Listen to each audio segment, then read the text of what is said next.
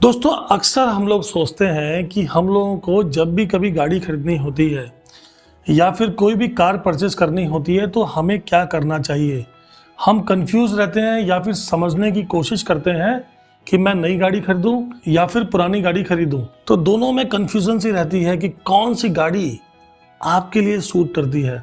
तो दोस्तों ये एक ऐसा डिसीजन है जहां पर फैमिली भी इन्वॉल्व होती है, आपके इमोशंस भी इन्वॉल्व होते हैं, आपका पर्सनल नेचर भी इन्वॉल्व होता है, आपका पर्सनल बिहेवियर भी इन्वॉल्व होता है और आपकी पर्सनल पसंद भी इन्वॉल्व होती है। तो दोस्तों ये इतना भी डिसीजन आसान नहीं है, लेकिन मैं आपसे सिर्फ बात करूंगा एज ए कंज्यूमर किस तरीके से हमें सोचना चाहिए, कहाँ पर आपके पैसे ज़्यादा बचते हैं, कहाँ पर आपको फ़ायदा होने वाला है। क्योंकि आपके पर्सनल डिसीजंस में मैं इंटरफेयर नहीं कर सकता, आपके पर्सनल परसेप्शन में, पर्सनल पसंद में सिर्फ मैं आपसे ये बोल सकता हूँ कि आपको जो पसंद है वही करिए। लेकिन कंफ्यूज जरा से भी हैं तो ये वीडियो आपके लिए होने वाला है। आपको फ़ायदा किस में है, आज हम इस पे बात करेंगे। तो नमस्कार दोस्तों, मैं धीरेन्द्र शर्मा, आपका दोस्त, आपका होस्ट, सर्टिफाइड फाइनेंशियल प्लानर, स्वागत करता हूं आपका एक ऐसी जर्नी में जो हम सभी को एक नॉर्मल कंज्यूमर से समझदार कंज्यूमर बनाती है।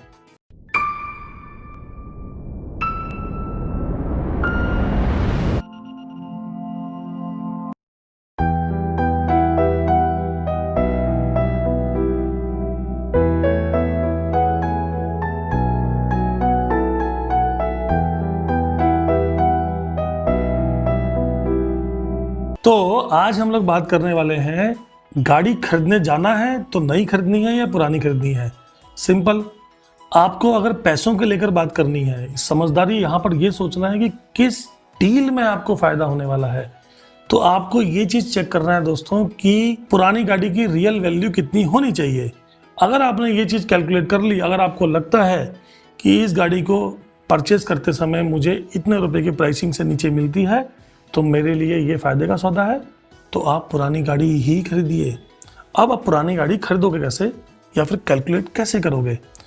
तो दोस्तों मैंने अक्सर देखा है कि मैक्सिमम लोग गाड़ी की जब भी कोई ट्रिप होती है या गाड़ी की जो कॉस्टिंग होती है वो हमेशा कैलकुलेट करते हैं सिर्फ और सिर्फ कितना माइलेज देती है। सिंपल सी बात है, कितना माइलेज देती है हम इसी में चलते रहते हैं। अरे दोस्तों, माइलेज सिर्फ मैटर नहीं करती है। मैं अपनी गाड़ी की इन्वेस्टमेंट जब भी परचेज करने के लिए करता हूं तो मेरे दिमाग में सिर्फ एक ही बात आती है, पर किलोमीटर मेरी गाड़ी की कॉस्टिंग क्या पड़ी। मैं दोस्तों हमेशा वो काम करता हूं। मैंने हमेशा एक गाड़ी खरीदते समय ये चीज़ सोची है कि मेरी गाड़ी खरीदने से लेकर बेचने तक कितने रुपए की पर किलोमीटर मैंने गाड़ी चलाई। अगर वो चीज़ नई गाड़ी के कंपैरिजन में सस्ती है तो मैं पुरानी गाड़ी ही खरीदूंगा। और दोस्तों मुझे हमेशा पुरानी गाड़ी लेने में ही फायदा हुआ है। अब आप इसको कैलकुलेट कैसे करोगे। सिंपल ये है कि आपको कुछ नहीं करना है। सबसे पहले ये चीज़ दो कॉलम्स बनाने हैं।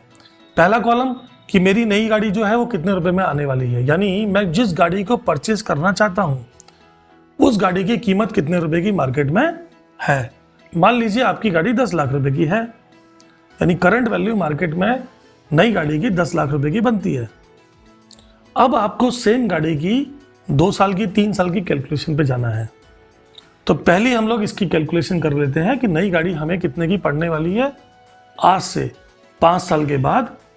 आमतौर पर ज़्यादातर लोग 5-6 साल गाड़ी रखते हैं, उसके बाद बेच देते हैं, या फिर 1 लाख किलोमीटर चलाते हैं उसके बाद बेच देते हैं।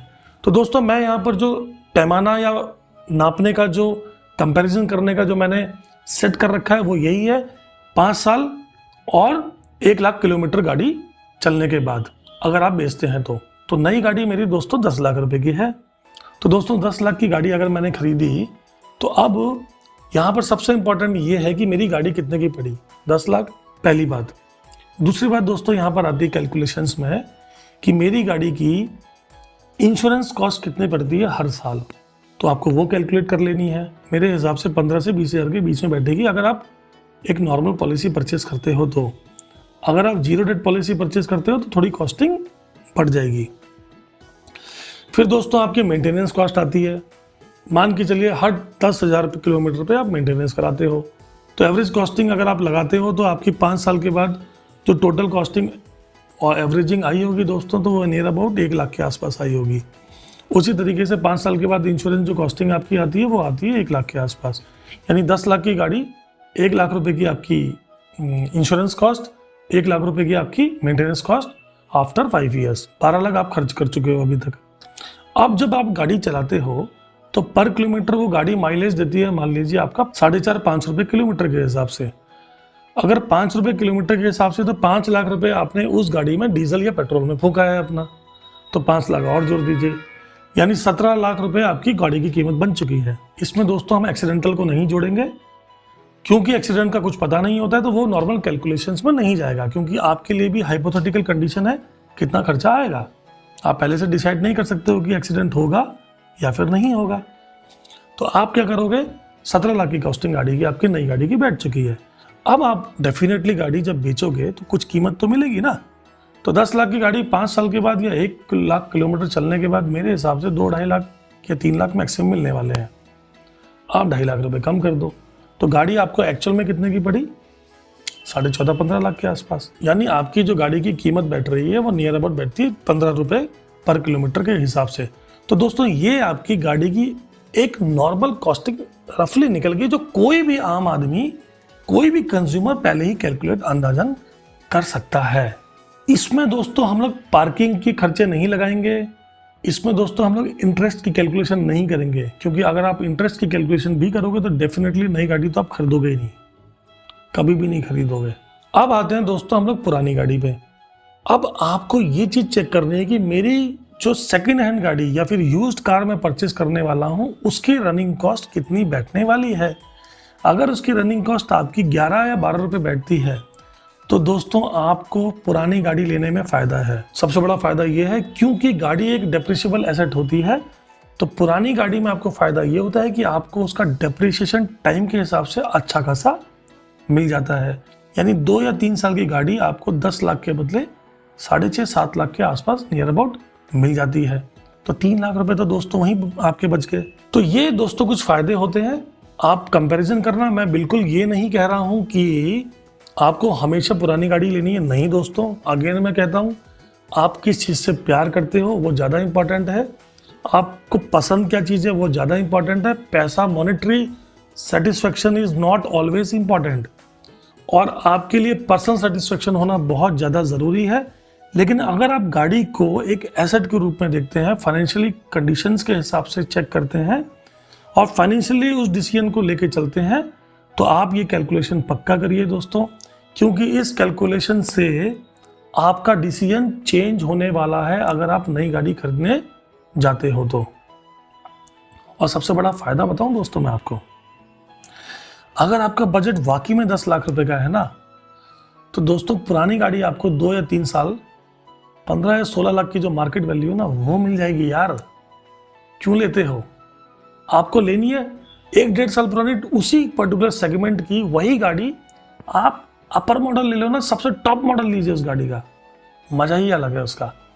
तो मेरा सजेशन यही है दोस्तों आपको कि मज़े लीजिए, ज़िंदगी को एंजॉय करिए, लेकिन कैलकुलेशंस पक्का करिए, क्योंकि आप एक समझदार कंज्यूमर हैं।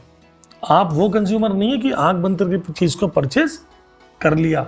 इसीलिए दोस्तों आपने देखा होगा पिछले 2 या 3 सालों से हमारे देश के अंदर मैक्सिमम लोग आज की डेट में कैब को यूज़ करते हैं।